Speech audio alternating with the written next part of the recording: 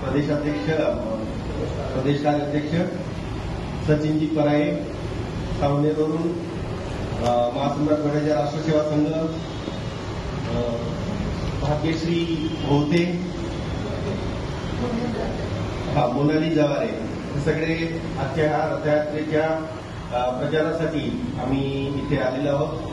आपल्या सहकार्याने हा आमच्या मोहिमेचा किंवा उद्देशाचा लोकांपर्यंत प्रचार प्रसार होईल आणि जास्तीत जास्त संख्येने आम्हाला लोकांमध्ये सहकार्य आणि पाठिंबा मिळेल यासाठी आपल्या सगळ्यांना विनंती. मित्रांनो, महासम्राट बळीराजा एक पौराणिक महापुरुष आहेत. विविध आपल्या ग्रंथांमध्ये त्याला अत्यंत महत्व दिलं गेलेलं आहे.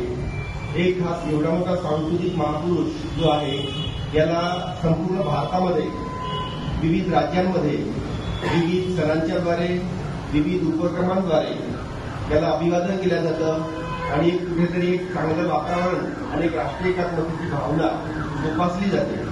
आपल्या महाराष्ट्रामध्ये मात्र कुठेतरी फक्त बलिप्रतिपदा हा दिवस मानवला जातो, परंतु नेमकं त्याचं मूर्ती म्हणा किंवा त्याचे मिरवणूक किंवा असल्या प्रकारचे कार्यक्रम काही होत नाही.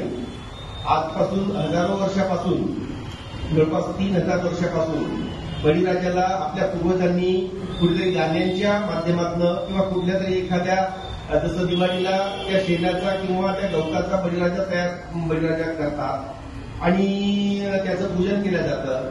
इडापिडा कळो बळीचं राज्य येऊ, ह्या प्रकारची एक म्हण आहे की आजही आमचे जे आजोबा वगैरे आहेत ते म्हणत आलेले आहेत.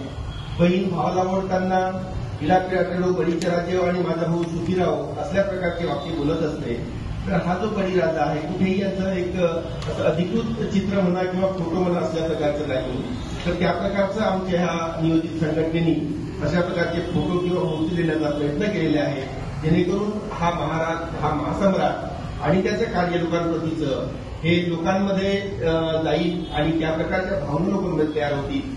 एक सामूहिक अशा प्रकारचं पूजन या महापुरुषाचं केलं तर एक राष्ट्रीय एकात्मतेची भावना लोकांमध्ये जागृत होईल. ह्या उद्देशानं ह्या महासम्राट बळीराजा रथयात्रेचं आयोजन केलेले आहे.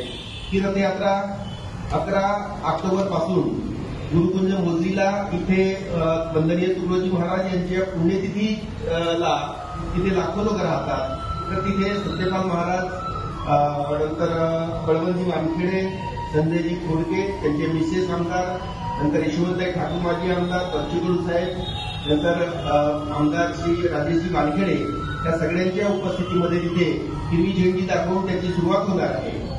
तर तिथे ही यात्रा सुरू झाल्यानंतर 11 तारखेला आहे, परंतु 11 तारखेला सकाळी जाण्याचे